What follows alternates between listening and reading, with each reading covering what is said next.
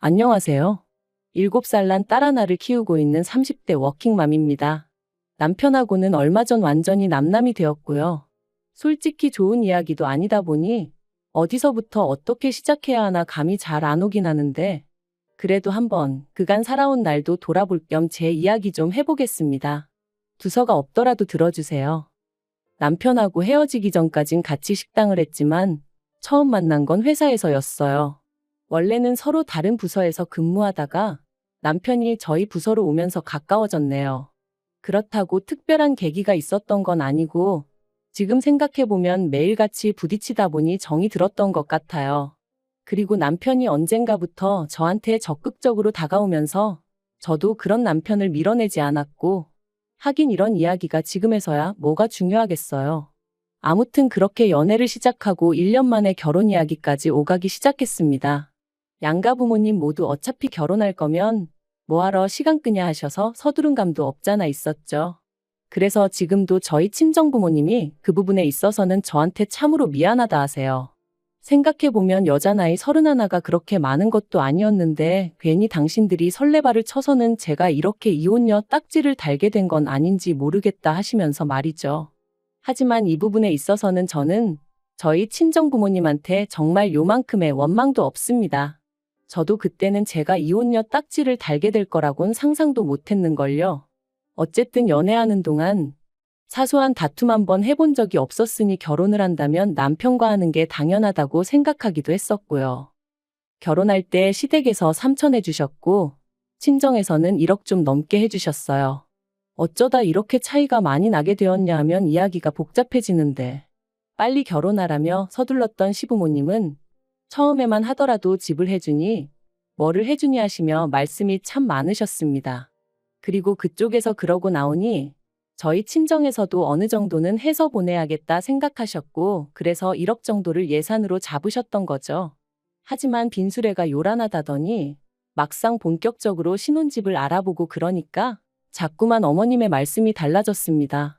처음엔 역세권까지는 아니더라도 번듯한 아파트 한 채는 사주겠다고 하셨다가 급하게 구할 필요가 있냐 하시면서 일단은 전세로 살면서 좋은 매물이 있는지 보라고 하시더니 나중에는 전세보단 속편하게 월세가 낫겠다 하시고 그러다 나중에는 3천만 원을 해줄 테니 이걸로 일단 월세 보증금을 하랍니다.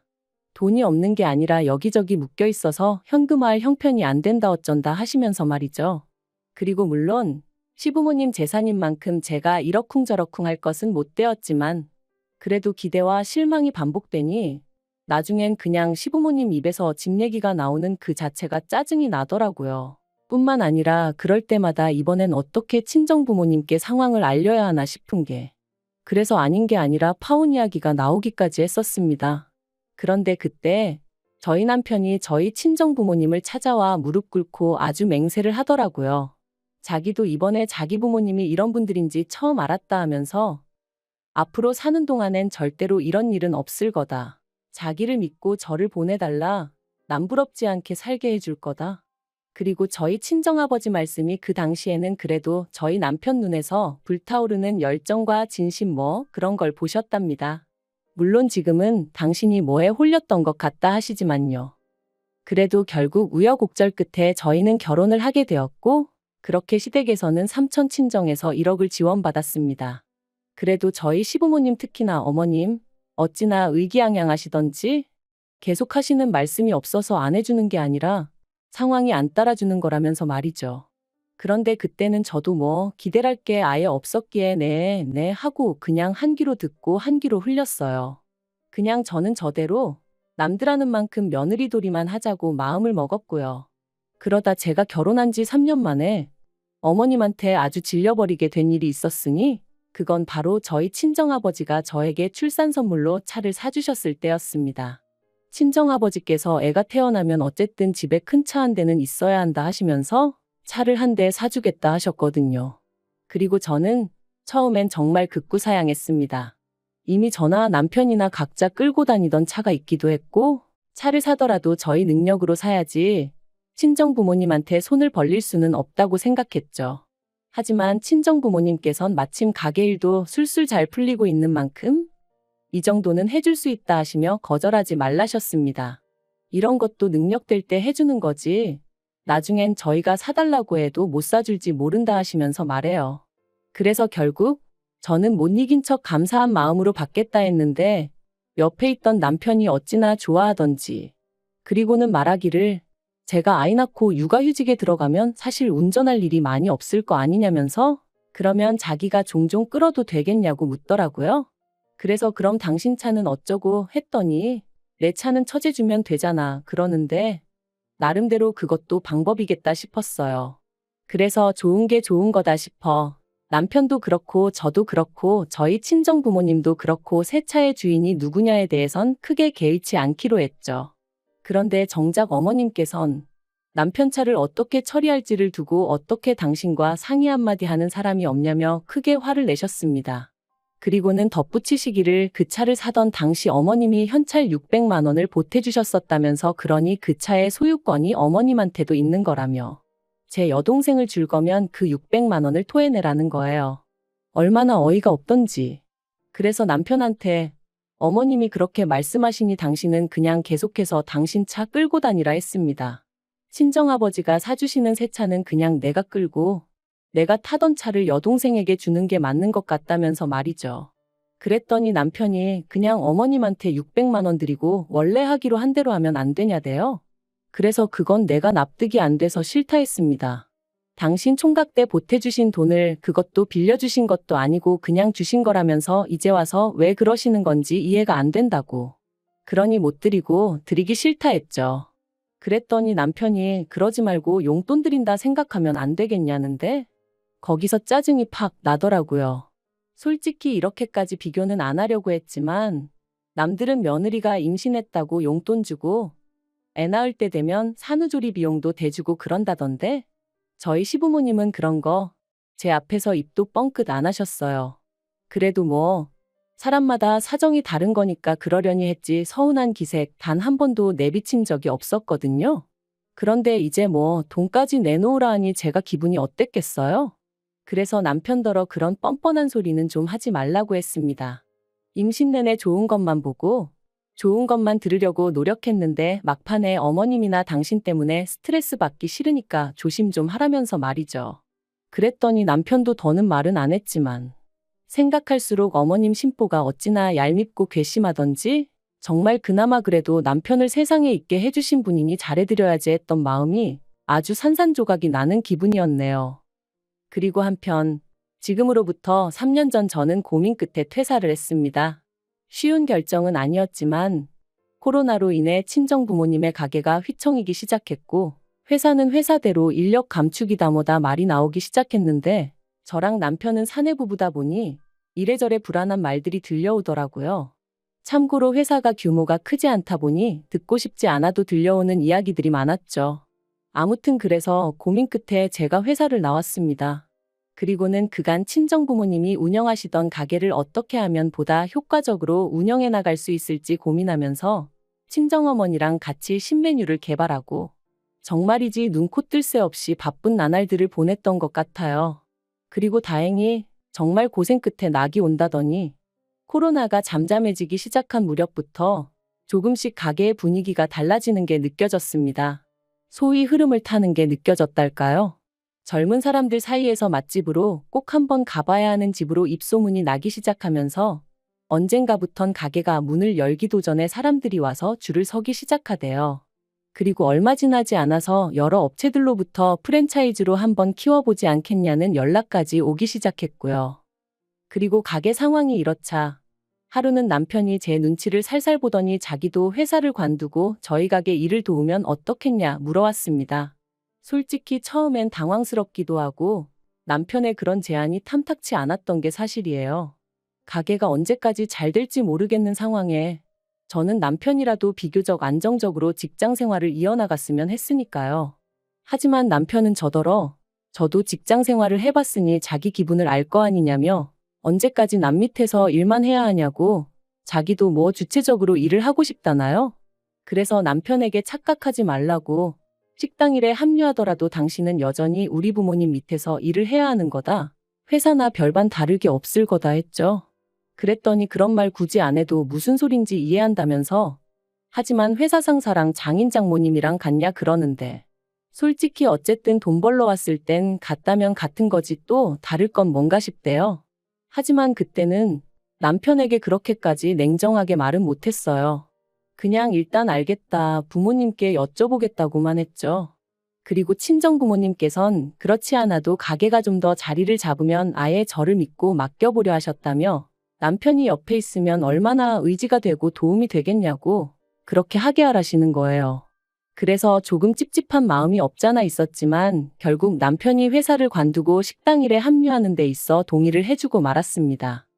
그런데 문제는 남편이 가게 일을 시작한 이후부터였어요. 친정부모님은 이제 쉬엄쉬엄 일을 하고 싶다 하시며 가게에 나와 계시는 일수를 줄이겠다 하셨거든요. 그리고 저도 그 부분에 있어서는 아쉬울 것도 서운할 것도 전혀 없었죠. 오히려 잘 됐다고, 잘 생각하셨다고 했으니까요. 그리고 친정부모님은 한 가지 조건을 더 거셨는데 가게 메뉴의 기본이라고 할 수 있는 양념장, 저희는 비법 소스라고 불렀는데 아무튼 그건 어떻게 만드는지 절대로 못 알려주신다고, 그러니 필요하면 저희더러 사다 쓰라고 하셨죠.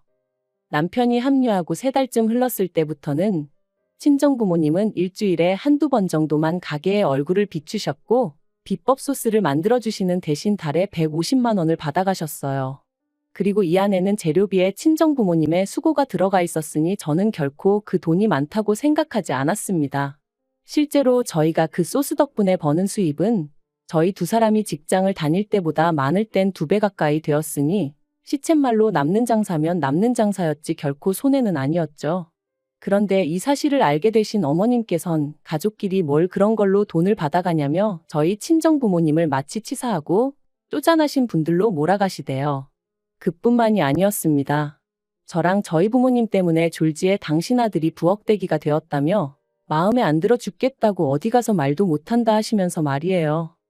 그리고 이런 말씀을 하시는 와중에도 저희한테 이거 해달라 저거 해달라 요구하시는 건 또 어찌나 많으셨는지. 솔직히 저희 친정부모님의 비법 소스 덕분에 돈을 벌었으니까 그 돈으로 어머님이 좋아하시는 이것도 해드리고 저것도 해드릴 수 있었던 건데 그런 건 또 전혀 생각을 안 하시는 눈치였어요. 지금 생각나는 대로 하나둘 하소연을 하다 보니 좀 두서가 없긴 한데 따지면 따질수록 저희 어머님은 정말이지 당신 입장밖에 모르시는, 그 와중에 주제 파악은 안 되시는 분이셨네요. 그래서 결국 올해 초 남편에게 수익 구조를 다시 정하자고 말을 꺼냈습니다. 남편은 월급제로, 그리고 친정부모님께는 비법 소스를 만들어주시는 거 외에 제가 그 비법 소스에 대한 사용료를 드리겠다 했죠. 간단하게 용돈을 더 드리겠다 하지 않았던 건 그럼 보나마나 시부모님 특히나 어머님께서 가만히 계실 리가 없었기 때문이고요. 그랬더니 남편이 자기가 왜 월급제냐며 화들짝 놀라더군요. 그래서 솔직히 당신이 나와서 하는 게 뭐가 있냐고, 주방에서 일을 하기라냐, 그렇다고 요리를 할 줄 아냐. 와서 내내 카운터만 지키고 있고 어쩌다 손님 테이블 치우는 거 거드는 정도만 하지 않냐. 그런데 왜 당신하고 나하고 수익을 반반 나눠야 되냐고, 그건 말이 안 되는 것 같다고요. 그리고 걸핏하면 우리 부모님한테 돈 드리는 거 가지고 어머님이 감나라 배나라 하시는데 솔직히 듣기 무척 거북하고 짜증난다 했습니다. 그러니까 앞으로 어머님한테 드리는 용돈도 당신이 당신 월급에서 알아서 챙겨드리라고도 했죠. 그랬더니 이제 정말 난리가 났습니다. 가뜩이나 자기한테 장부를 투명하게 오픈하지 않는 것도 섭섭했고 자기가 봤을 땐 그 비법 소스인지 뭔지 원가는 50만 원도 안 들 것 같은데 제 성격에 그런 거는 하나도 따져보지도 않고 그냥 장인 장모님이 150달러니까 그만큼 주는 거 보고 솔직히 자기가 저한테 너무 실망을 했대요. 반대로 그게 자기 부모님, 그러니까 시부모님이 그랬으면 제가 그렇게 대충 넘어갔겠냐면서요. 어이가 없었죠. 저희 부모님한테 가게를 받을 때 권리금도 한 푼 안 드렸어요. 제가 드린다고 했지만 친정아버지께서 딸한테 권리금을 받아서 뭐 하냐며 용돈이나 잘 줘라 하셨기에 조금 넉넉히 챙겨드렸을 뿐이거든요. 그리고 이 전후 사정을 남편도 뻔히 다 알고 있었고요. 그런데 피는 못 속인다더니 누가 어머님 아들 아니랄까봐 자기한테 불리한 건 싹 다 잊어버리고 모른 척하고 그냥 자기 기억하고 싶은 대로만 기억하면서 상대를 나쁜 사람으로 몰아가니 말이 통하지가 않았죠. 그래서 제가 남편한테 진짜 당신같이 뻔뻔한 사람은 처음이다 내력이냐 했습니다. 그랬더니 남편이 저더러 가게 팔아서 반을 위자료로 달래요. 자기도 이런 대접받으면서는 못 살겠다나요? 하지만 그게 말이 되냐고요. 더 웃긴 건 자기도 어디 가서 뭘 좀 알아보고 왔는지 그렇게 대판 싸우고 며칠 뒤 그냥 협의 이혼하자더군요. 그래서 이혼했어요. 양육비는 안 받는 대신 남편이 못 만나가는 조건으로요. 그런데 어이없게도 이혼한 지 2달도 안 돼서 남편이 아주 깜찍한 짓을 저질렀습니다. 바로 저희 가게에서 신호등 하나만 건너면 되는 곳에 식당을 차렸거든요. 메뉴도 거의 똑같게 해서 말해요. 황당하고 어이없어 찾아가니 남편하고 어머님 둘이서 장사하고 있던데 손님은커녕 개미새끼 한 마리 없는 게 보기 딱해서 하마터면 제가 한 그릇 팔아줄 뻔했네요. 하지만 진짜 어처구니가 없었던 건 그 이후로 얼마나 지났을까? 모르는 번호로 연락이 와서 별 생각 없이 받았더니 남편이었는데 한참을 뜸을 들이다 기껏 한다는 소리가 그 비법 소스 좀 자기한테 팔아달랍니다. 장사가 너무 안 돼서 죽겠다며 옛날 정을 생각해서라도 좀 팔아달래요. 듣는데 미쳤나 싶었죠. 옛날 정은 무슨. 너도 니네 엄마랑 머리 맞대고 죽기 살기로 연구를 해보라고 했습니다. 그리고 네가 망하든 말든 나는 관심 하나도 없으니까 괜히 나한테 전화해서 앓는 소리도 하지 말라고 했어요. 그런 거 한번 듣고 나면 힘 빠지고 괜히 하루 종일 재수 없다고요. 그러니까 저더러 지독한 여편내라길래 칭찬 고맙다 하고 전화 끊어버렸습니다. 그 나이 먹도록 아직도 세상사가 자기 뜻대로 풀리는 게 아니라는 걸 모르는 건지 한심할 뿐이에요.